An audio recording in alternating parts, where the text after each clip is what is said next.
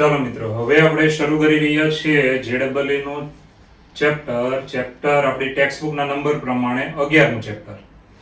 શું છે ચેપ્ટર 11? ત્રિપરિમાણીય ભૂમિતિ. ત્રિપરિમાણીય ભૂમિતિ, 3 dimensional geometry. 3 dimensional geometry.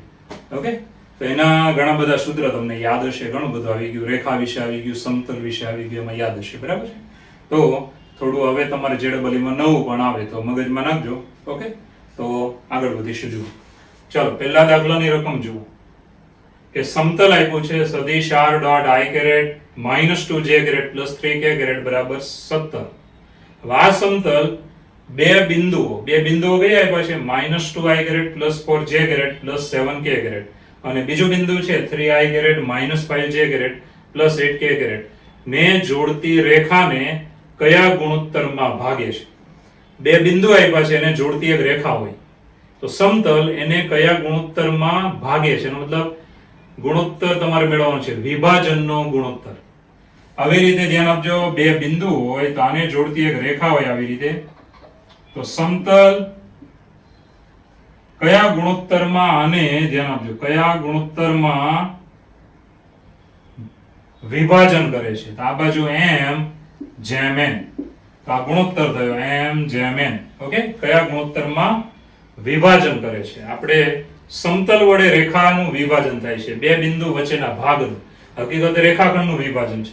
Okay, તો એ વિભાજનનો ગુણોત્તર શોધો. તો જોઈએ, ચાલો જુઓ, ખાસ ધ્યાન આપજો. તો સમતલ આપ્યું છે તો એમ લખી નાખ્યું છે.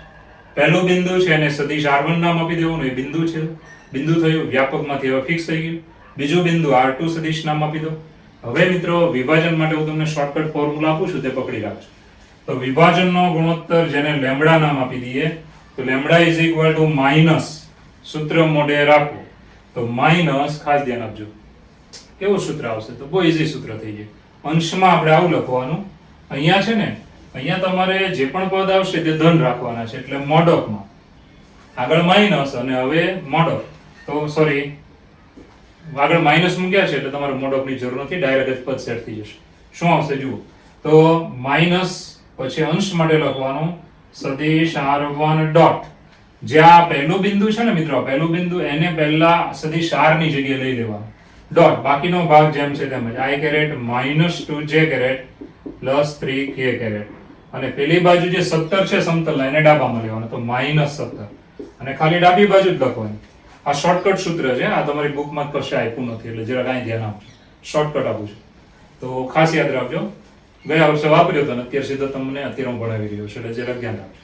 ચાલો, હવે છેદમાં લખો ત્યારે બીજું બિંદુ લેવાનું, કે આ સદિશ r ની જગ્યાએ બિંદુ નહીં આમ લેવાનું, કે સદિશ r2 ડોટ, ચાલો બાકીનું સમતલનું સેમ ટુ સેમ હોય, i caret -2j caret + 3k -17. તો આ સૂત્ર છે ને એ બહુ સહેલામ સહેલું થઈ જાય. તો મિત્રો, સમતલના સમીકરણમાં સદિશ r ની જગ્યાએ પહેલા પહેલું બિંદુ લેવાનું, પછી છેદમાં સદિશ r ની જગ્યાએ બીજું બિંદુ લઈ લેવાનું, અને આગળ આ માઈનસ મૂક્યા છે ધ્યાનમાં રાખજો, નહીંતર તકલીફમાં આવશો.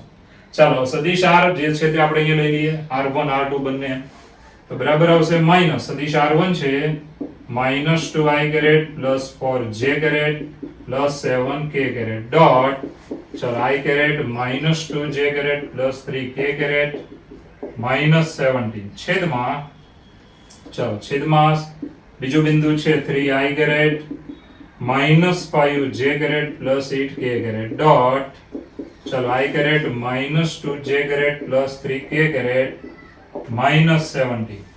બરાબર, r1 r2 બંને અહીંયા લઈ લીધા છે. હવે સાદરૂપ આપી દઈશું, ડોટ ગુણાકાર તમને ખબર છે, તો is equal to minus i caret ના સહગુણક ગુણવાના, -2 ગુણ્યા એટલે -2, 4 ગુણ્યા -2 એટલે -8, 7 ગુણ્યા 3 એટલે 21 અને -17 જેમ છે તેમ જ, છેદમાં 3 ગુણ્યા i કેરેટ ના સહગુણક 3 × 3 -5 ગુણ્યા -2 એટલે +10, પછી 8 3 24 -17 જેમ છે તેમ. ચાલો આનું સાદરૂપ આપી દેવાનું, ઇઝ ઇક્વલ ટુ માઇનસ, હવે અહીંયા કેટલા થાય, 8 ને 2 10. હવે તમને ચોખ્ખી વાત છે કે આ -10 છે, આ 21 માંથી કાઢી નાખો તો 11 વધ્યા, 11 અને અહીંયા -17 આવ્યા, તો -6 છેદમાં, હવે જુઓ તો કેટલા થાય, 24 ને 3 27 અને 17 છે અહીંયા, બરાબર. આમ તો સીધું જ કરી નાખો તો પણ ચાલશે, કે 10 ખાસ ધ્યાન આપજો. 10 અહીંયા તમારા માઇનસ ને બધું ઓકે છે? ઓકે, રેડી છે. ચાલો આગળ વધીશું. તો 10 ને 3 13. હવે 17 માંથી 13 કાઢી નાખો એટલે 4 વધ્યા, -4 આમાંથી કાઢી નાખો એટલે 20. ચાલો હવે સાદુરૂપ આપી દઈશું. તો અહીંયા કેટલા થયા? બે વડે ભાગ ચાલે. 3/10 માટે વિભાજનનો ગુણોત્તર આવ્યો લેમડા જેમ 1 બરાબર 3/10. તો 3/10 મિત્રો આ થઈ ગયો આપણો જવાબ, આન્સર.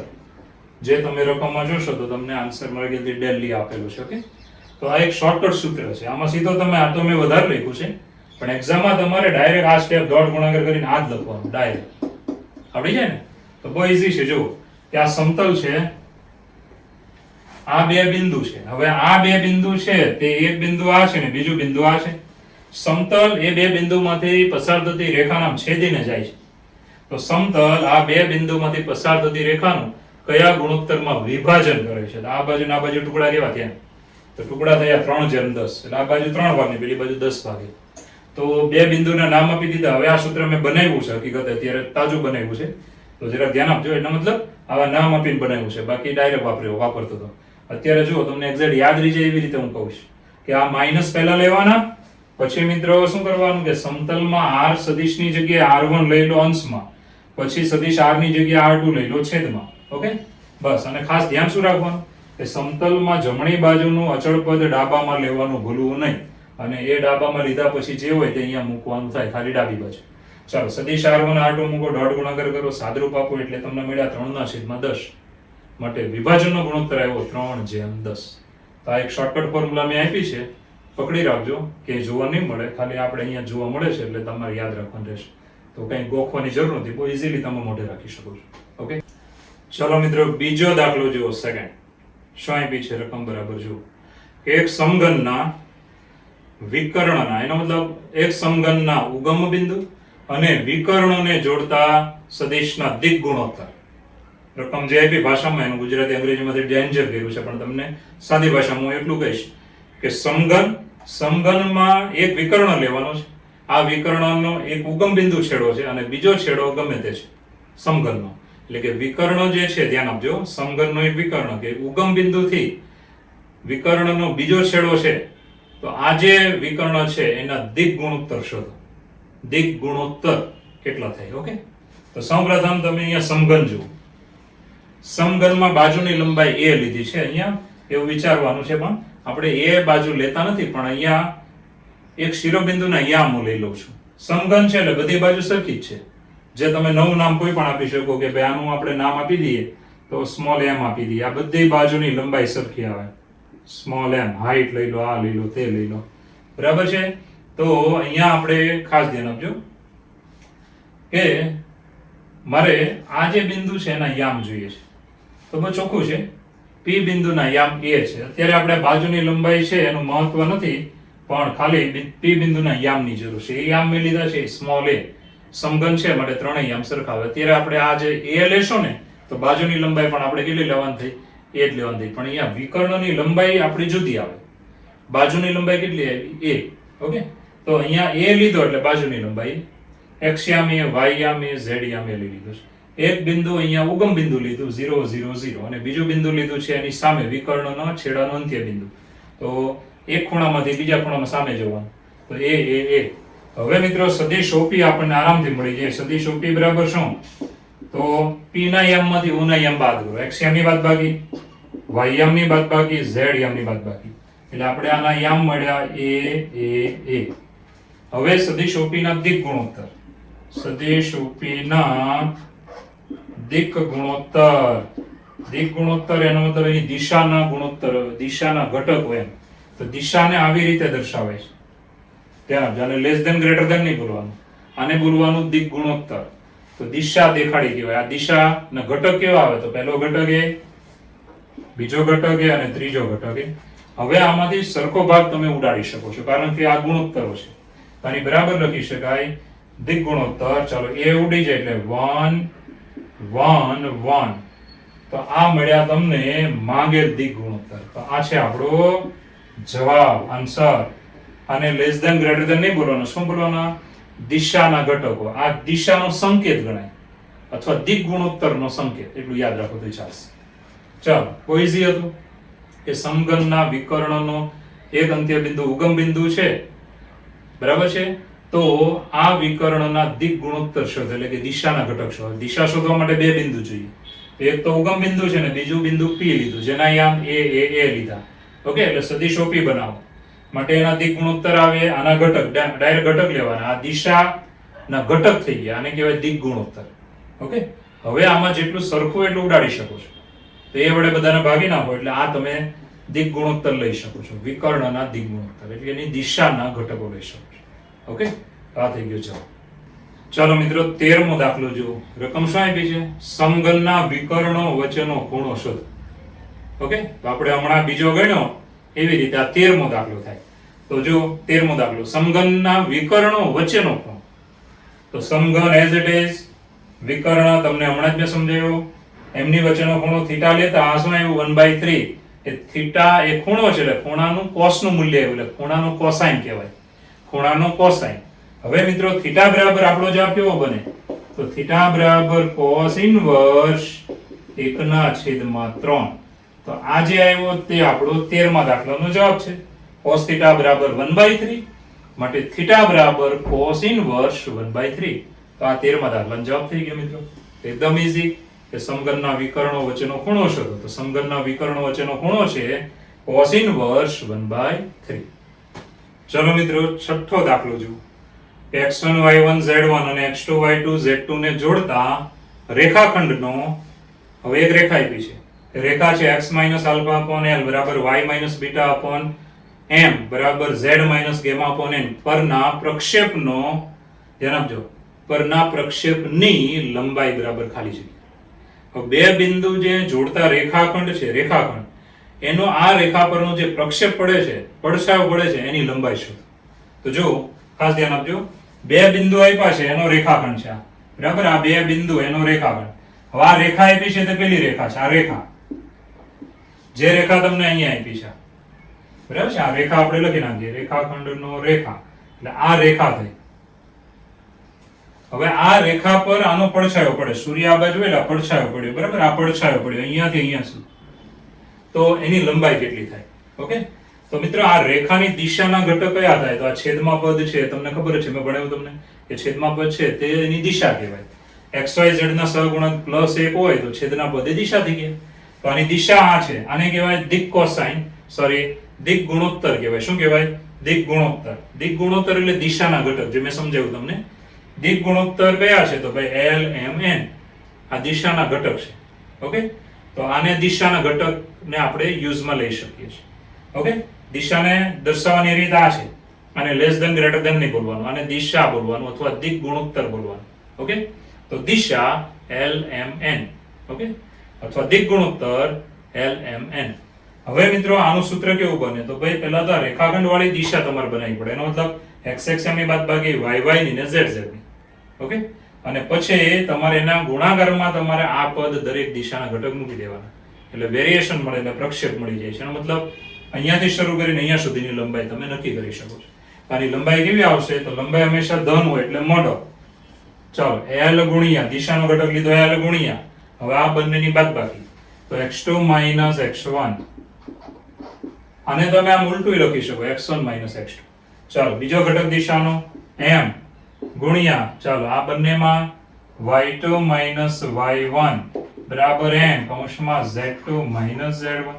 તો મિત્રો આ એક સૂત્ર છે, સૂત્ર તરીકે આને મોટે રાખજો કે l ગુણ્યા x2 - x1 પ્લસ m ગુણ્યા y2 - y1 પ્લસ n ગુણ્યા z2 - z1. એટલે આપણો શું આવી જાય? જવાબ. આ થઈ ગયો આપણો જવાબ.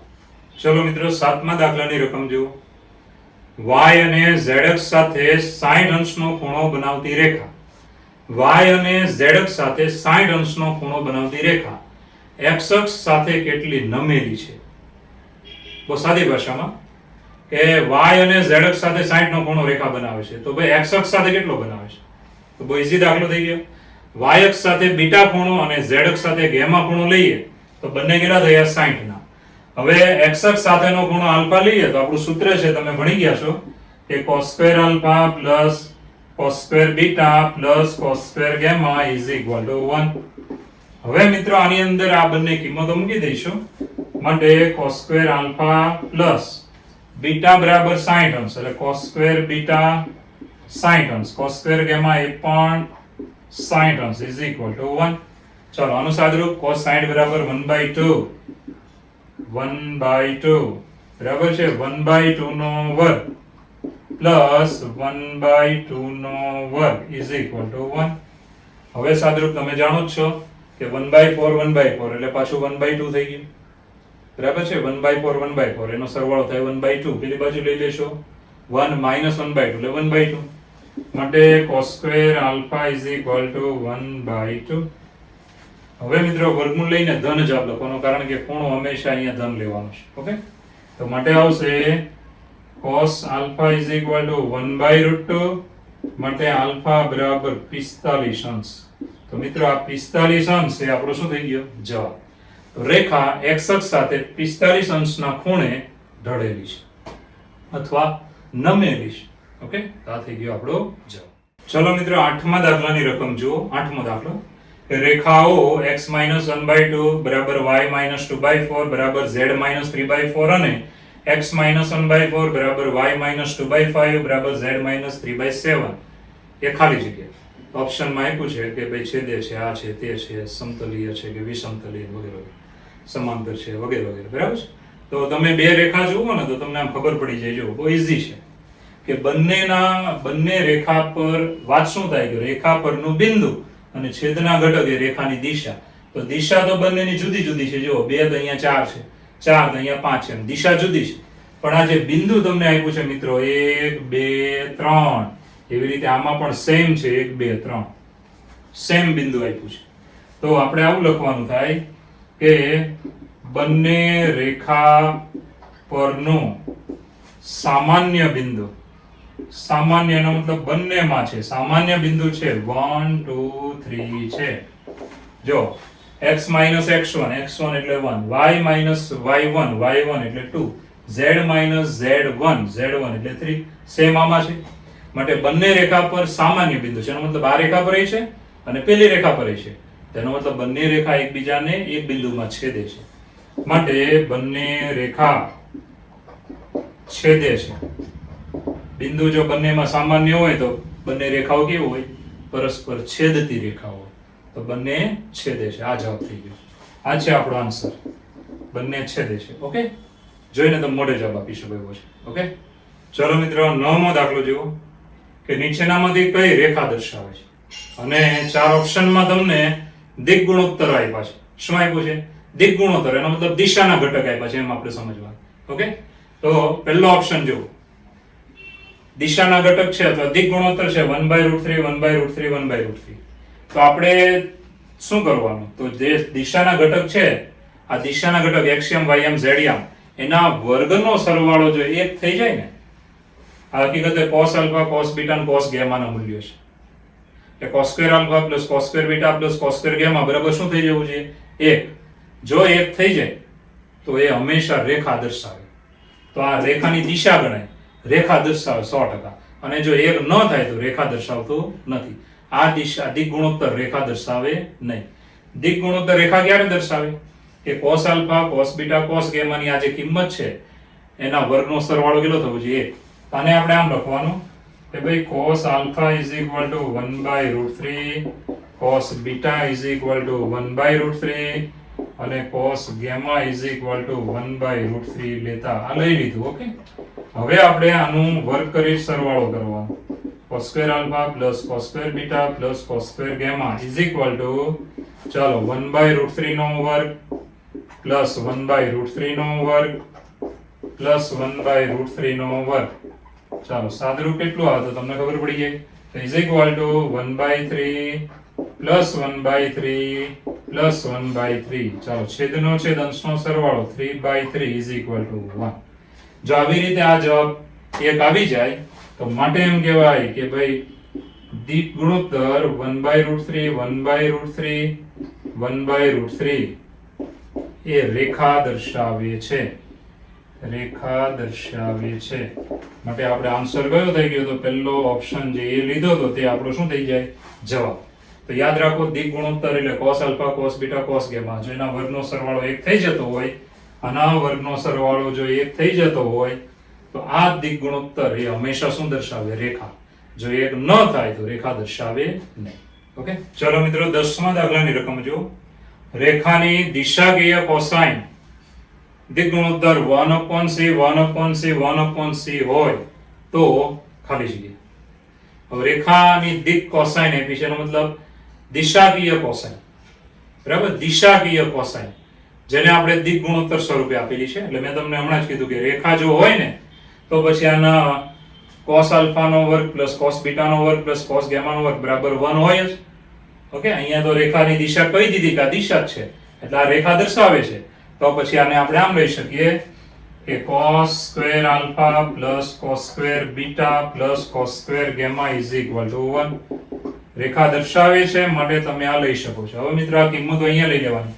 પહેલી કિંમત cos આલ્ફા ની કિંમત છે એટલે 1/c નો વર્ગ પ્લસ બીજી કિંમત 1/c નો વર્ગ પ્લસ 1/c નો વર્ગ ઇઝ ઇક્વલ ટુ 1.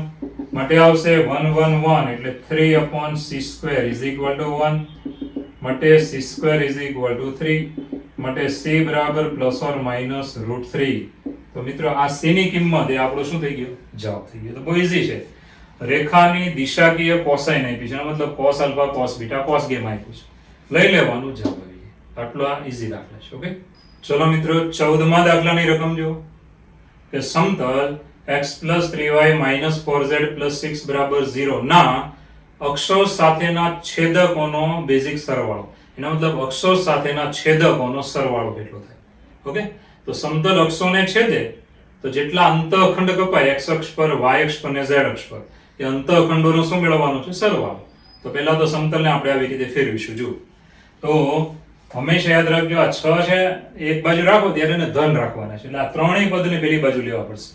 તો આને આપણે આમ લખી શકાય કે -x 3y 4z બરાબર 6. હવે બધાને 6 વડે ભાગી નાખીએ તો માટે x ના છેદમાં -1 -6 એટલે 6 વડે આપણે ભાગ્યું. બરાબર છે, એટલે છેદમાં 6 અને માઈનસ છેદમાં લઈ લીધા છે. એવી રીતે 6 વડે આને ભાગશો એટલે 3 2 6 તો y ના છેદમાં -2 બરાબર, છેદમાં 6 એટલે 3 2 6. ચાલો પછી અહીંયા કેટલા આવશે? 2 વડે જ ભાગ ચાલશે એટલે 2 ને પાછા છેદના છેદમાં લેવાના એટલે 3 ના છેદમાં 2 બરાબર 1. તો આ રીતે આને ફેરવવાનું છે. 6 વડે ભાગવાનું અને આવી રીતે ગોઠવી દેવાનું. ઓકે, આ જે સમતલ આવ્યું મિત્રો ને x by a plus y by b plus z by c બરાબર 1 સાથે સરખાવતા.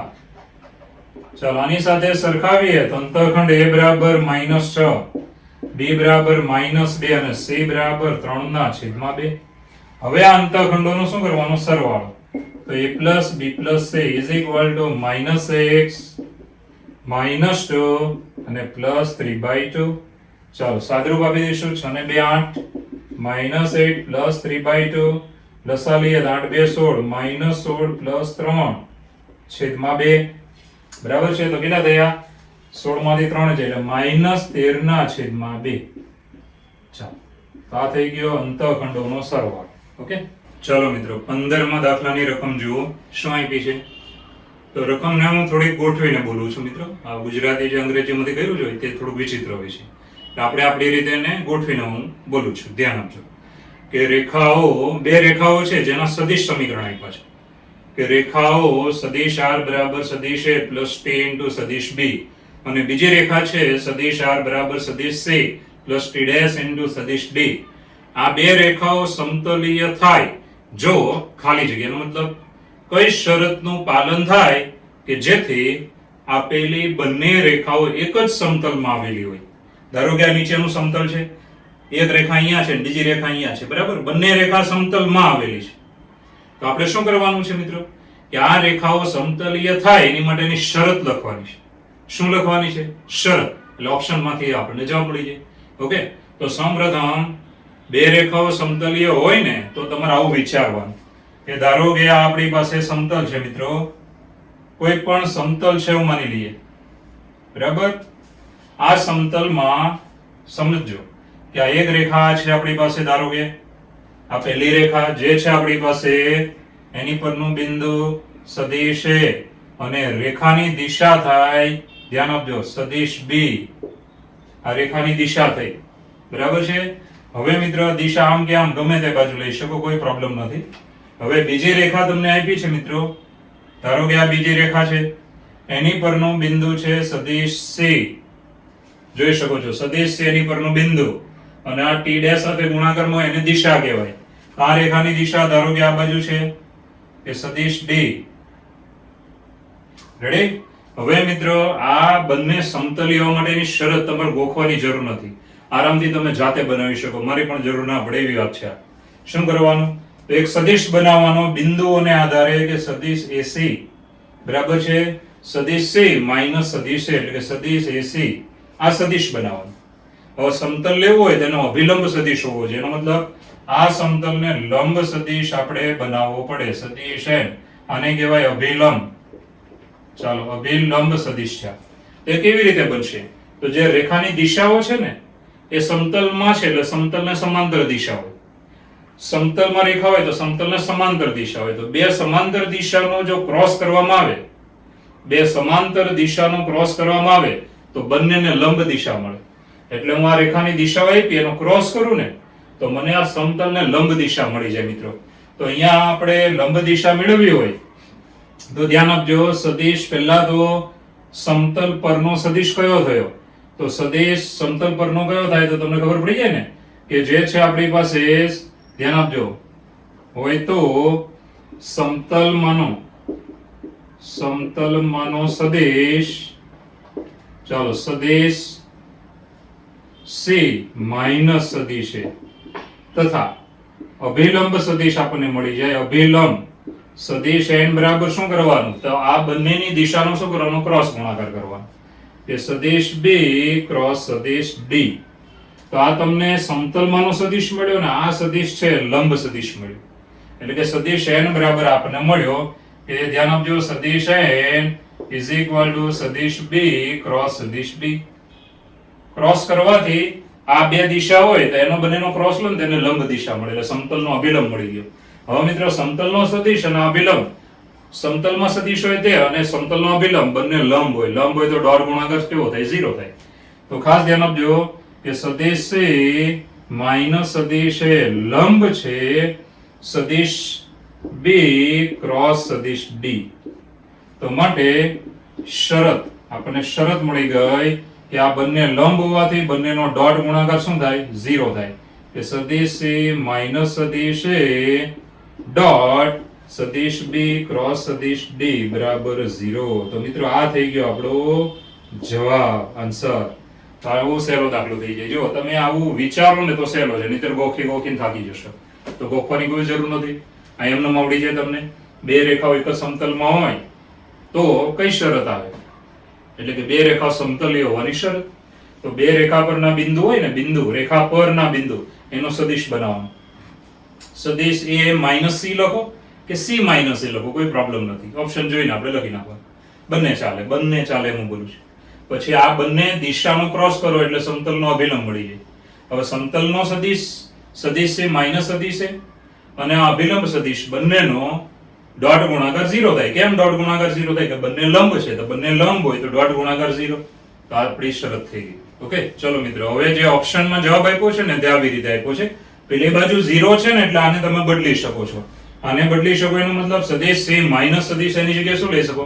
સદિશ એ માઈનસ સદિશ સી. તો મિત્રો આને આમ પણ લખી શકાય કે સદિશ એ માઈનસ સદિશ સી ડોટ સદિશ બી ક્રોસ સદિશ ડી બરાબર 0. તો આ બે માંથી કોઈ પણ જવાબ ચાલે. કેમ? કારણ કે આનો માઈનસ આવે તો પેલી બાજુ 0 છે તો નીકળી જવાના. તો આ થઈ જાય આપણો આન્સર બી, બી ફોર બોમ્બે.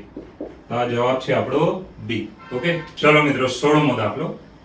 એક્ઝામ માટે એમપી માં આવે છે એટલે રકમને ધ્યાનમાં રાખજો. શું આપી રકમ? જો l² + m² + n² બરાબર 0 અને l + m + n બરાબર 0. તો બંને રેખાઓ વચ્ચેનો ખૂણો કેટલો? તમને એમ થશે આમાં કેમ ખબર પડે આ રેખાઓ છે વગેરે? આ તમને એના દિક ગુણોત્તર આપ્યા કહેવાય. એનો મતલબ ધ્યાન આપજો, રેખાની દિશાના ઘટકો આપ્યા છે, l m n. Okay, l m n. l એટલે cos આલ્ફા, m એટલે cos બીટા અને n એટલે cos ગામા. એટલે જો l² + m² + n² બરાબર 0 છે, પણ હકીકતે અહીંયા તમારે છે ને એની દિશાના ઘટકોનો સરવાળો 0 લીધો છે. એટલે ધ્યાન આપજો શું થાય છે. અહીંયા દિક કોસાઇન ના મૂલ્ય લેવાનું નથી, ખાલી દિક ગુણોત્તર લેવાના છે. દિક ગુણોત્તર, ઓકે. દિક cosine cos alpha cos beta cos gamma નહીં લેવાના. કેમ? કારણ કે તમે જાણો છો cos² alpha + cos² beta + cos² gamma બરાબર 1 થાય. બરાબર છે, 1 થાય. અહીંયા તો 0 આપ્યું છે, એનો મતલબ એ દિક કોસાઇન ના મૂલ્ય નથી, તો ખાલી કયા મૂલ્ય છે? દિક ગુણોત્તર છે, ઓકે, દિશાના ઘટકો છે. તો હવે જોજો, બે શરત આપી છે અને એમ કીધું છે કે રેખાઓ વચ્ચેનો ખૂણો કેવો, ઓકે. તો પહેલા તો આપણે શું કરીએ, તો બંને શરત જુઓ. આઈએમપી દાખલો છે, બોર્ડમાં પણ પૂછે છે, ધ્યાન રાખો. તો આના પરથી એક કિંમત બનાવી નાખવાની. ધ્યાન આપજો, અહીંયા છે મારા ખ્યાલથી -n². ચાલો હવે મિત્રો આગળ વધીએ તો l² + m² - n² બરાબર 0 અને આ ત્રણેયનો સરવાળો 0. હવે આમાં જે માઈનસ વાળું પદ છે ને એની કિંમત અહીંયાથી બનાવી નાખવાની. તો મિત્રો અહીંયાથી આપણે એની કિંમત બનાવીએ તો n બરાબર શું આવે, તો -l + m. આ કિંમત આવી ગઈ. હવે આ કિંમતને આ બાજુ લઈ લઈશું તો માટે આવશે l² + m² - -ml + m. ચાલો આ પદનો વર્ગ બરાબર 0. n ની કિંમત આમાંથી બનાવીને મૂકી. હવે આ બે પક્ષ તમને રકમમાં આપ્યા હતા મિત્રો, રકમ તમે જોઈ શકો છો બીજી વાર કે l² + m² - n² બરાબર 0, l + m + n બરાબર 0. આમાંથી જે અહીંયા નેગેટિવ પદ હોય ને એની કિંમત બનાવવાની. તો n ની કિંમત બનાવી નાખવાની, આમાં લઈ લેવાની, ઓકે. હવે સાદરૂપમાં જઈએ તો બે ઘાત છે એટલે નેગેટિવ નું પોઝિટિવ, પૂર્ણવર્ગ પદાવલી. ચાલો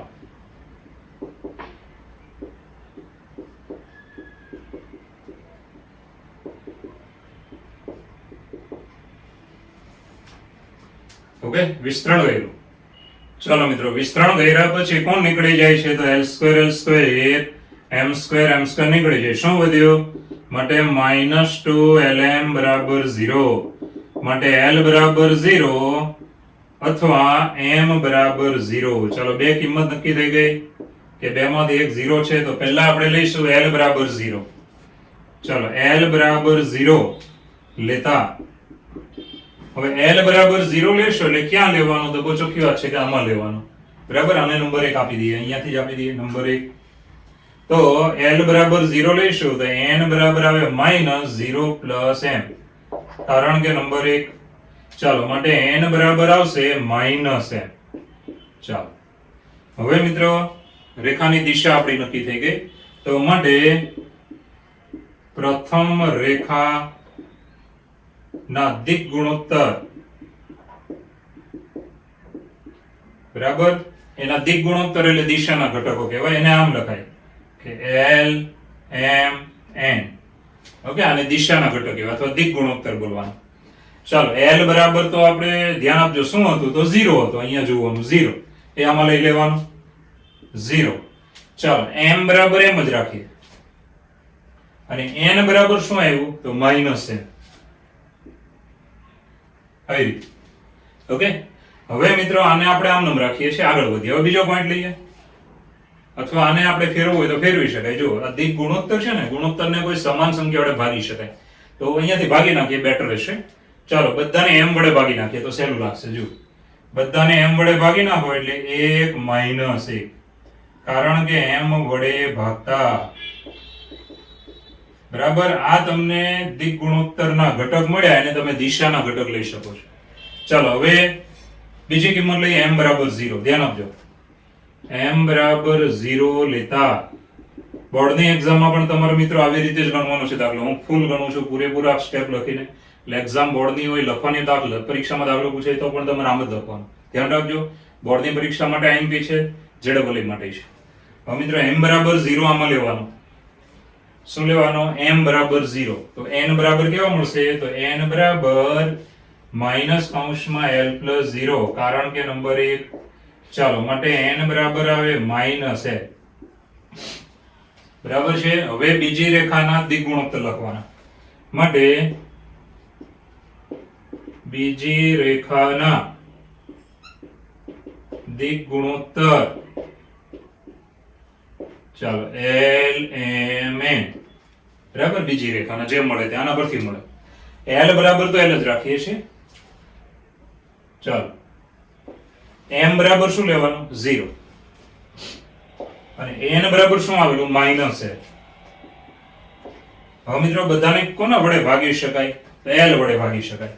અહીંયા આવે 1 0 -1 આવી ગયો. કોના વડે ભાગ્યું કહેવાય? l વડે. ઓકે, હવે પહેલી રેખા છે એની દિશાના ઘટક આવ્યા, બીજી રેખાની દિશાના ઘટક આવ્યા, તો બંને વચ્ચેના ખૂણાના સૂત્રમાં જવું હોય તો આપણે આમ લેવું પડે કે ધ્યાન આપજો કે પ્રથમ રેખાની દિશા ધારો કે મેં લીધી સદિશ a બરાબર એના ઘટક શું લેવાના છે સામે જોઈને 0 1 -1 અને બીજી રેખાની દિશા ચાલો સદિશ b બરાબર શું લઈ શકો તો નીચે જોઈને 1 0 -1.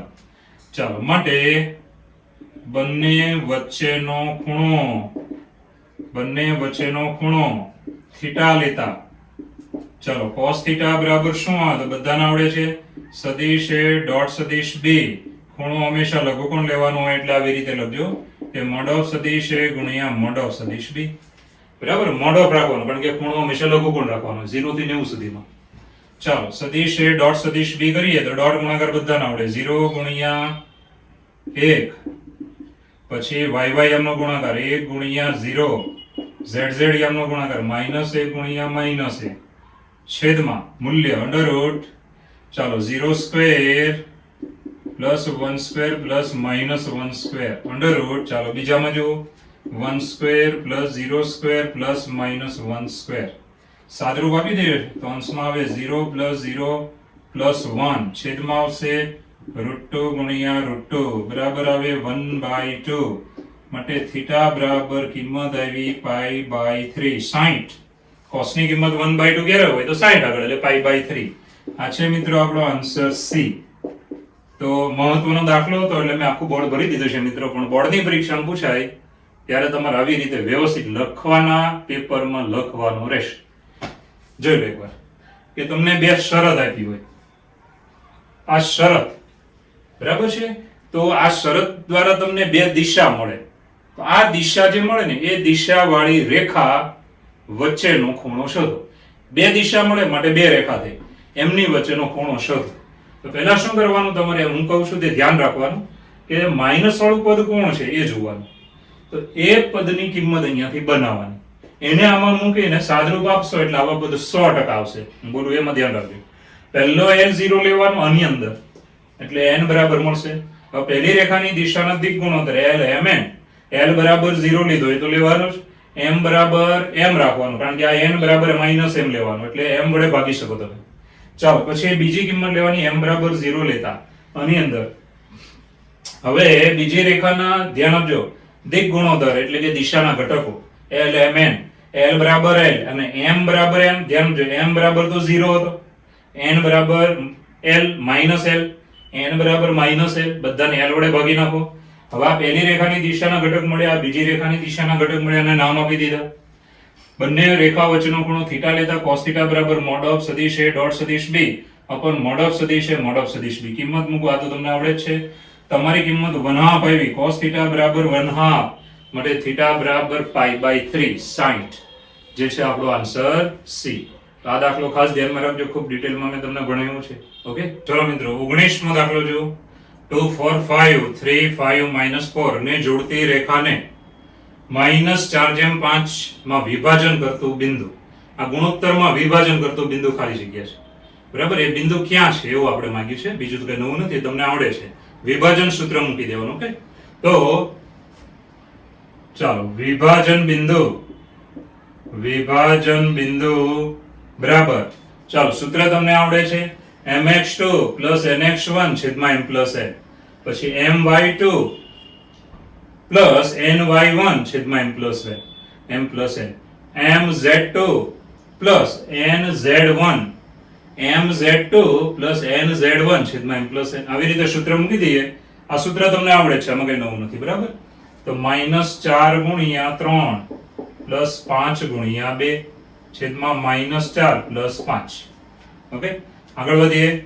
-4 ગુણ્યા 5 પ્લસ 5 ગુણ્યા 4 છેદમાં -4 પ્લસ 5 અને છેલ્લું કે -4 ગુણ્યા -4 પ્લસ 5 ગુણ્યા 5 છેદમાં -4 પ્લસ 5. ચાલો આનું સાદુરૂપ આપી દઈશું. તો અહીંયા થયા, ધ્યાન આપજો, 4 3 12 5 2 10. ધ્યાન આપજો, 4 3 12 5 2 10 એટલે -2 છેદમાં 1. બરાબર. અહીંયા આગળ વધીએ, 5 4 20 5 4 20 0 છેદમાં 1. એન્ડ લાસ્ટ 4 4 16 પ્લસ 16 5 5 25 25 ને 15 40 ને 41 41 છેદમાં 1. તો મિત્રો આની બરાબર આવ્યું -2 0 41. હવે તમે જુઓ આનો કયો યામ 0 છે, આનો y યામ 0 છે, માટે આ કયા સમતલમાં હોય? o x z, બરાબર, અથવા z o x એમ બોલો તો ચાલે, અથવા x o z. ચાલો, જે x o z સમતલમાં છે. ચાલો, જે કયા સમતલમાં છે? x o z. તો મિત્રો x o z સમતલમાં છે, જે આપણો જવાબ છે, ધ્યાન આપજો, C, આન્સર C. અને તમે આમ પણ લખી શકો છો z o x, બંને એક જ છે. તો ઈઝી હતું, વિભાજન સૂત્ર તમને આવડે છે, ખાલી અહીંયા જોવાનું કયો યામ 0 છે, તો y નીકળી જાય આમાંથી, એટલે કયું સમતલ વધ્યું? x o z. ઓકે, ચાલો મિત્રો 20મો દાખલો જુઓ. yz સમતલ એ બિંદુઓ 2 4 5 અને 3 5 -4 ને જોડતી રેખાને કયા ગુણોત્તરમાં વિભાજન કરે છે? એટલે તમારે વિભાજનનો ગુણોત્તર મેળવવાનો છે. સમતલ કયું છે? yz. માટે કયો યામ 0 આવે? તો x યામ 0 આવે. ચાલો, yz સમતલ છે માટે વિભાજન બિંદુનો x યામ 0 છે. તો વિભાજન બિંદુ જે હોય એ જો yz સમતલમાં હોય ને, તો વિભાજન બિંદુનો x યામ 0 હોય, કારણ કે સમતલ કયું છે? yz, એમાં x યામ તો 0 જ આવે.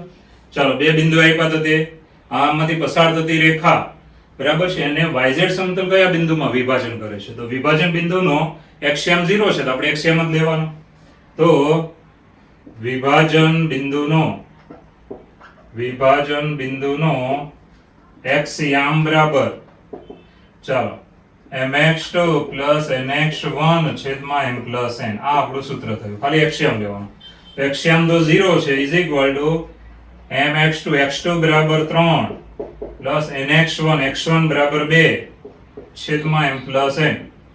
આવી રીતે x યામ લીધો, ધ્યાન આપજો, mx2 nx1 છેદમાં m n. હવે છેદ આ બાજુ નીકળી જાય, માટે 0 બરાબર 3m 2n. માટે ચાલો, હવે મિત્રો m વાળું આ બાજુ લઈએ, -3m બરાબર 2n. હવે આને ગોઠવી દઈએ, m ના છેદમાં n બરાબર -2 ના છેદમાં 3. તો આ થઈ ગયો વિભાજનનો ગુણોત્તર, -2 ના છેદમાં 3, અથવા મિત્રો આવે -2/3. બરાબર છે, જે આન્સર છે B ફોર બોમ્બે. આ થઈ ગયો આપણો જવાબ. તો આવું તો તમને આવડે છે, બરાબર. આમાં કે બીજું સમજાવવું જેવું કઈ છે નહીં. ચલો મિત્રો 21મો દાખલો જો. ત્રણ બિંદુ આપ્યા છે કે 5 2 4 6 -1 2 8 7 કે સમરેખ છે જો કે બરાબર ખાલી જગ્યા. હકીકત રકમ હોવી જોઈએ કે આ બિંદુ સમરેખ હોય તો કે બરાબર ખાલી જગ્યા. ઓકે, ચાલો જોઈએ. તો સમરેખ હોય તો આપણે એની શરત શું આવે? તો શરત આવે નિશ્ચય બરાબર 0. કોઈ પણ ત્રણ બિંદુ ભિન્ન બિંદુઓ સમરેખ હોય, ત્રણ ભિન્ન બિંદુઓ સમરેખ હોય તો નિશ્ચય બરાબર 0 લઈ લેવાનું. ઓકે, ચાલો. સમરેખ હોય તો આનો નિશ્ચય બરાબર 0. નિશ્ચય 5 to 4 6 -1 to 8 7 કે બરાબર 0. ચાલો આનું વિસ્તરણ કરતા તમને બધાને આવડે છે. પહેલા 5, ચાલો અંદર -k અને 7 2 14 -+ -2 6k 8 2 16 +4 6 7 42 અને 8 1 8 +8 બરાબર 0. ચાલો સાદરૂપમાં આગળ વધીશું. તો માટે આવે -5k 14 5 70 6 2 12 કે 16 2 32. પછી અહીંયા કેટલા થશે? તો 42 માંથી 2 કાઢી નાખો 40, 40 માંથી 6 કાઢી નાખો 40 માંથી 6 એટલે 34, 34 ગુણ્યા 4, 34 ગુણ્યા 4 એટલે અહીંયા માઇનસ 4 4 16, બરાબર. વધી આવી 1, 4 3 12, 12 ને 1 13, ચાલો બરાબર 0. હવે સાદરૂપમાં આગળ વધીએ તો અહીંયા k વાળા પદ તમે જુઓ તો 7 ને 5 કેટલા થયા, સોરી 12 ને 5 કેટલા થયા 17. તો પેલી બાજુ એને લઈ લઈએ તો 17k. ચાલો બાકીના પદનો હિસાબ કરી નાખીએ તો અહીંયા કેટલા આવશે, જો 70 ને 30, 100, 102. આમાંથી 102 કાઢવાના, 102 કાઢો તો 34. કેવા 34? તો -34. ચાલો અને 17 વડે ભાગી નાખવાના, માટે k બરાબર 17 2 34, k બરાબર -2, જે આન્સર છે દિલ્હી, ચોથો જવાબ. તો મિત્રો ખાલી આ દાખલો મેં એટલા માટે લીધો તમને શરત મોટે હોવી જોઈએ. કોઈ પણ ત્રણ ભિન્ન બિંદુ માટે જો નિશ્ચયનું મૂલ્ય 0 થાય તો એ બિંદુઓ સમરેખ હોય. કોઈ પણ ત્રણ ભિન્ન બિંદુ સમરેખ હોય તો એના નિશ્ચયનું મૂલ્ય હંમેશા 0 જ થાય. બંને બાજુ વાપરી શકો છો. તો કે એની કિંમત કેટલી આવી? -. ચલો મિત્રો 22મો દાખલો છે. રકમમાં તમને કઈ સમજ નહીં પડે એટલે હું રકમને ગોઠવીને કહું છું, બરાબર. પહેલા તમને જે રકમ આવી એ તમે જોઈ લો. એ રકમ હું વાંચતો નથી કારણ કે એમાં તમને સમજાય એવું કાંઈ છે નહીં એટલે હું વાંચતો નથી. ખાલી એટલી ખબર પડે કે પ્રિઝમ છે, કે છે, એનું ઘનફળ કે છે, એવું આપ્યું છે. પણ હકીકતે રકમને ગોઠવવાની જરૂર છે, બરાબર છે. રકમમાં તમે સમજી ન શકો એ ભાષા આપી છે, છતાં એકવાર જોઈ લેજો. ઓકે, જોવાઈ ગઈ. હવે હું જે કહું તે જુઓ કે પ્રિઝમ જે છે મિત્રો, પ્રિઝમ જે તમે જોયો હશે, પ્રિઝમ કેવો આવે તો યાદ કરો. પ્રિઝમ મિત્રો આવો આવશે, ખાસ ધ્યાન આપજો. ચાલો આમ તો આ પછી દોરીએ પ્રિઝમ. ચાલો આ પ્રિઝમ.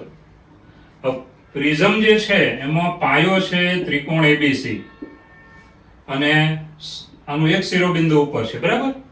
તો બહુ ચોખ્ખી વાત છે કે તમને રકમ શું કહેવા માંગે છે હું તમને કહી દઉં. જો રકમ સુધારીને કમ્પ્લીટ લખી નાખીશ કે પ્રિઝમનું ઘનફળ બરાબર k ગુણ્યા એક બાજુનું ક્ષેત્રફળ ગુણ્યા સામેના શિરોબિંદુથી એ બાજુનું લંબ અંતર હોય તો k બરાબર ખાલી જગ્યા. આ રકમ છે.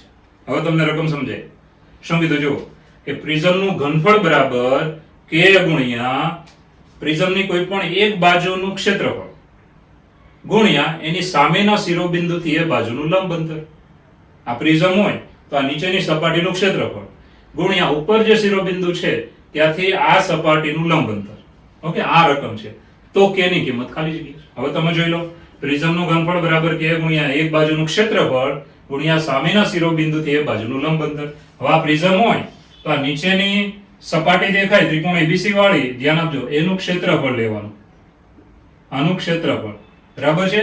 અને આ જે ઉપર શિરોબિંદુ છે ત્યાંથી આ જે બાજુ આવી તેનું લંબ અંતર OM, બરાબર છે. નીચેની સપાટીનું શું લેવાનું? ક્ષેત્રફળ, એનું ઉપરથી લંબ અંતર. તો મિત્રો ખાસ ધ્યાન આપજો, આકૃતિ આપણે દોરી નાખવાની એટલે સમજ પડે. તો બહુ ઈઝી વાત થઈ જાય. ઘનફળ V બરાબર સૂત્ર કેવું છે તો 1/3 કૌંસમાં અહીંયા જોજો ત્રિકોણ ABC નું ક્ષેત્રફળ, ત્રિકોણ ABC નું ક્ષેત્રફળ ગુણ્યા, ચાલો હવે વેધ કયો થયો તો OM, તો અંતર OM. આને કહેવાય પાયો અને આને કહેવાય વેધ, બરાબર છે. પાયો ને વેધ. હવે મિત્રો આ સૂત્ર આપણું છે, આ સૂત્ર છે, હકીકતે સૂત્ર છે. તો આ સૂત્ર પ્રમાણે k ની કિંમત કેટલી થાય તો તમને બધા જવાબ આવડી જાય. માટે k બરાબર 1/3, જે છે આન્સર B ફોર બોમ્બે.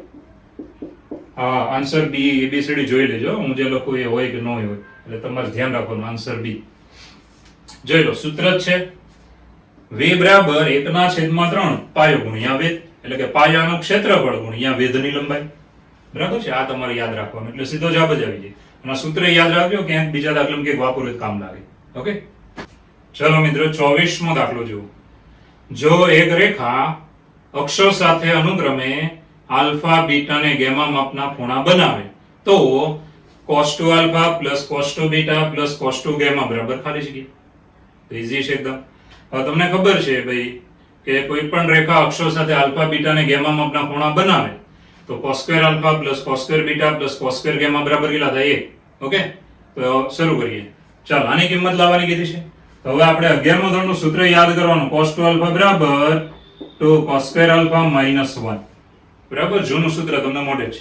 એવી રીતે આનું મૂકી દેવાનું 2 cos square beta minus 1. એવી રીતે છેલ્લાનું 2 cos square gamma minus 1. Okay, હવે સામાન્ય લેવાના. ચાલો 2 કોમન અંદર હોય તો cos square alpha plus cos square beta plus cos square gamma, પછી મિત્રો -1 -1 એટલે -3. હવે આની બરાબર યાદ રાખજો કેટલી કિંમત લખવાની? 1. ચાલો 2 ગુણ્યા 1 -3, તો 2 - 3 is -1. મિત્રો આ થઈ ગયો આપણો જવાબ. જે છે મિત્રો જવાબ છે આન્સર બિફોર બોમ્બે. ઓકે, તો જવાબ છે -a. તો ઈઝી દાખલો હતો, તમને બધાને આવડી જાય. ઓકે મિત્રો 25મો દાખલો જો. શું કીધું છે? x + 2y - 3z + 4 બરાબર 0 ના લંબનો દિશા કોસાઇન. ના લંબનો દિશા કોસાઇન. એનો મતલબ શું થયો કે આ જે તમને સમીકરણ આપ્યું તે કોનું આપ્યું? સમતલ. તો સમતલને લંબ દિશા જે હોય ને એનો કોસાઇન મેળવવાનો છે, એનો કોસનું મૂલ્ય મેળવવાનું છે. ઓકે, તો દિશા કોસાઇન એને કહેવાય. એનો મતલબ સાદી ભાષામાં આપણે ભણ્યા એ ભાષામાં દિક કોસાઇન. શું કહેવાનું? દિક કોસાઇન. એને તમે શું બોલી શકો? દિશા કોસાઇન. દિશા કોસાઇન અથવા બીજું નામ દિક કોસાઇન. ઓકે, ચાલો સમતલ જે આપ્યો છે મિત્રો, આ સમતલ એનો લંબ સદિશ જેને કહીએ છીએ અભિલંબ. તો સદિશ n અભિલંબ સદિશ શું થાય? તો xyz ના સહગુણકો. ઓકે, માટે mod of સદિશ n, ચાલો એનું મૂલ્ય કે 1 નો વર્ગ પ્લસ 2 નો વર્ગ પ્લસ -3 નો વર્ગ કેટલા થયા? 9 ને 10 ને 4 14, તો વર્ગમૂળમાં 14. બરાબર છે. હવે સદિશને એના મૂલ્ય વડે ભાગો તો કેરેટ મળે. માટે n caret is equal to, ચાલો એના મૂલ્ય વડે ભાગી નાખવાના.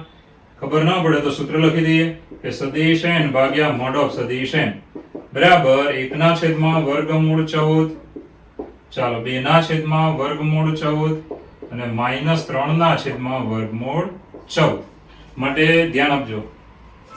દિશા કોસાઇન કેવો મળ્યો તમને?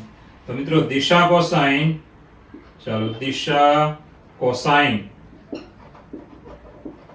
ચાલો એને આવી રીતે લખવાનું દિશાના ઘટક સ્વરૂપે.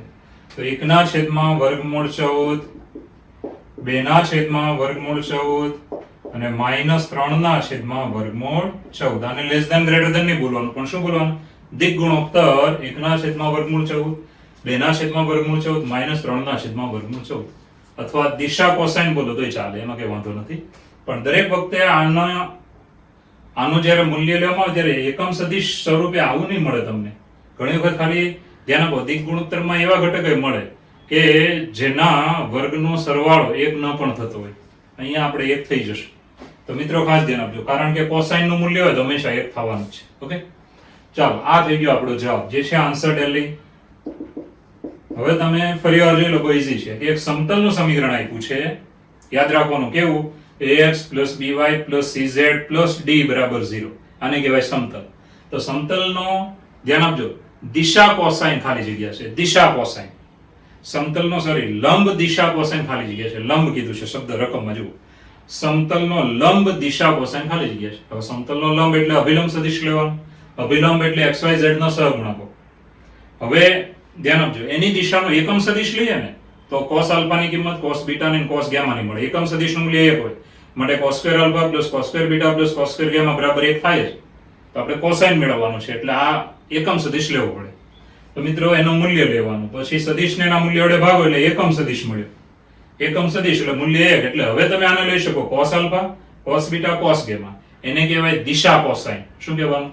દિશા કોસાઇન. કોસના મૂલ્ય તો cos આલ્ફા ની કિંમત cos બીટા ની cos ગામા ની, આનું મૂલ્ય 1 જ થાય કારણ કે એકમ સદિશ લીધેલો ને. તો આવી રીતે દિશા કોસાઇન દર્શાવવાનું. આ છે આન્સર ડેલી. ઓકે.